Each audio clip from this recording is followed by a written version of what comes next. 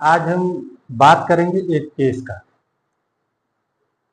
एक लड़की का केस जिसकी उम्र लगभग 20-22 साल थी। उस लड़की को दो दिक्कत थी। पहली दिक्कत फेफड़े में पानी बनना, दूसरा ब्रेस्ट में ट्यूमर। दोनों पेनफुल थे।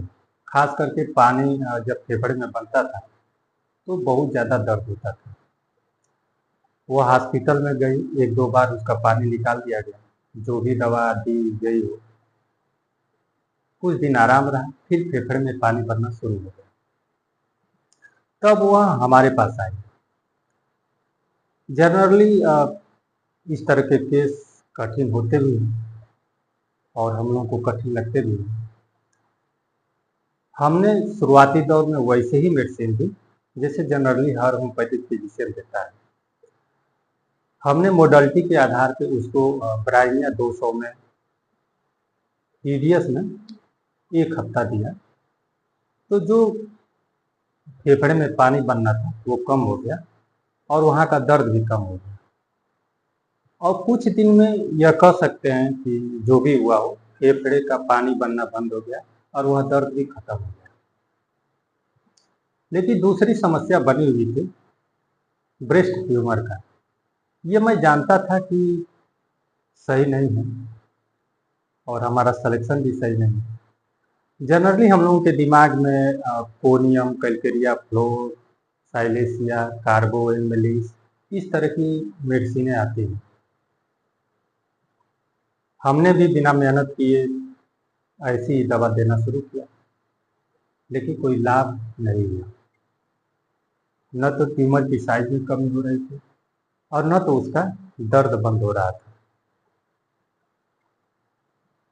फिर हमने कहा कि नहीं, इस पेशेंट का मेडिसिन निकालना पड़ेगा और हमें सही से देखना पड़ेगा। बहुत प्रयास किए, लगता था कि इसकी मेडिसिन नहीं निकल पाएगी। सब कुछ मिलता था, लेकिन कहीं न कहीं हमसे कुछ त्रुटि होती थी। कुछ दिन बाद अचानक मेरी नज़र गई कि उस पेशेंट का जो पैर की उंगलियां थी, बिग टो और सेकेंड टो के बीच में, दोनों के बीच में एक बड़ा गैप था। ये दोनों उंगलियां हैं, दोनों उंगलियों के बीच में बड़ा गैप था और जो सेकेंड टोज थे वो लंबी थी। हमने सोचा कि ये तो स्पेशल है, इसका अध्ययन करना पड़ेगा और इसी के आधार पर हमें मेडिसिन देनी पड़ेगी। होम्योपैथी में कहीं से भी पकड़िए, अगर सही चीज आप पकड़ते हैं तो सही मेडिसिन का सिलेक्शन होगा। हमने इस आधार पे पेशेंट की पर्सनालिटी को समझा।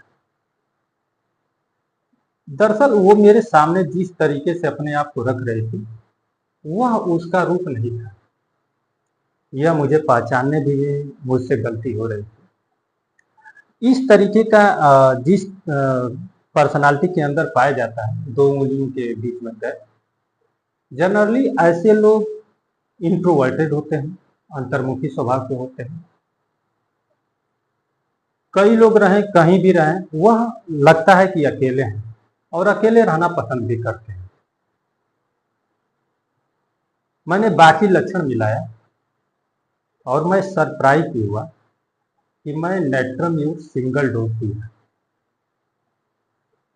बाकी थर्मल, थ्रस्ट सारी चीजें मिल रही थी, लेकिन इससे पहले मुझसे क्या गलती हो रही थी। पेशेंट इस तरीके से मेरे सामने पेश हो रहा था कि मुझे लग रहा था कि ये पेशेंट एक्सट्रोवर्टेड है। मुझसे गलती यही हो रही थी कि मैं समझ रहा था कि ये एक्सट्रोवर्टेड पर्सनालिटी है, इसलिए मैं एक्सट्रोवर्टेड मेडिसिन में ही घूमता रह गया था। लेकिन जब मैं इसको पकड़ा और फिर उसकी पर्सनालिटी को कंफर्म किया तो मुझे पता चला नहीं, ये पर्सनालिटी इंट्रोवर्टेड ही है। और नेट्रम सिंगल डोज आज की डेट में ट्यूमर खत्म हो गया, लगभग 6 महीने हो रहे हैं। पेन तो पहले ही खत्म हो गया और पेशेंट हेल्दी है। Thank you.